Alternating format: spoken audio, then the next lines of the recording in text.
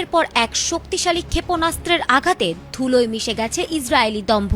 গত ২৭ দিনের যুদ্ধে তেহরানের ছোড়া শত শত ব্যালিস্টিক মিসাইল ও ড্রোনের ঝটকায় তেল আবিব, হাইফা বন্দর এবং নেভাটিম ও রামাত ডেভিড বিমান ঘাঁটির মতো কৌশলগত এলাকাগুলো এখন আক্ষরিক অর্থেই ধ্বংসস্তূপে পরিণত হয়েছে।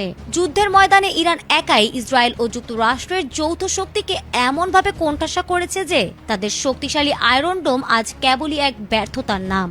তবে এত বড় বিপর্যয়ের পরও বেনিয়ামিন নেতানিয়াহুর কঠোর নিষেধাজ্ঞার কারণে কোনো ভিডিও, ছবি বা হতাহতের প্রকৃত সংখ্যা বিশ্ব মিডিয়ার সামনে আসতে পারেনি।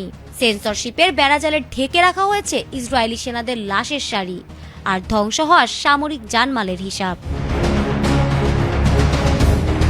যুদ্ধের এমন সংকটময় মুহূর্তে মার্কিন প্রেসিডেন্ট ডোনাল্ড ট্রাম্পের দেওয়া যুদ্ধবিরতির প্রস্তাব বারবার নাকচ করে দিয়েছে ইরান। তেহরান স্পষ্ট জানিয়ে দিয়েছে, শত্রুকে চূড়ান্ত শিক্ষা না দেওয়া পর্যন্ত তারা পিছু হটার পাত্র নয়। ইরানের এই আপোষহীন অবস্থান ও একের পর এক বিধ্বংসী হামলা ইসরায়েলি সামরিক কাঠামোর কোমর একেবারে ভেঙে দিয়েছে। একগুয়ে জেদ নিয়ে নেতানিয়াহু যুদ্ধ চালিয়ে যাওয়ার নাটক করলেও ভেতর থেকে তাদের অবস্থা যে কতটা শোচনীয় তা এবার প্রকাশ্যে চলে এসেছে। এতদিন যা কঠোরভাবে গোপন রাখা হয়েছিল, হঠাৎ করেই সেই বোমা ফাটিয়েছেন খোদ ইসরায়েলি সেনাপ্রধান আইল জামির। মন্ত্রিসভার রুদ্ধদ্বার বৈঠকে তার দেওয়া স্বীকারোক্তি যেন পুরো বিশ্বকে আটকে দেওয়ার মতো। তিনি সাফ জানিয়ে দিয়েছেন, ইসরায়েলি সেনাবাহিনী এখন পুরোপুরি ধ্বংসের দ্বার প্রান্তে। সেনাপ্রধানের এই আর্তনাদ মূলত দীর্ঘস্থায়ী যুদ্ধের সেই ভয়াবহ বাস্তবতাকে সামনে এনেছে, যা নেতানিয়াহু সরকার বিশ্ববাসীর কাছে লুকানোর আপ্রাণ চেষ্টা করছিল। একে তো জনবল সংকট, তার উপর লজিস্টিক সাপোর্টের অভাব, সব মিলিয়ে আইডিএফ এখন লড়াই করার ন্যূনতম ক্ষমতাও হারিয়ে ফেলেছে।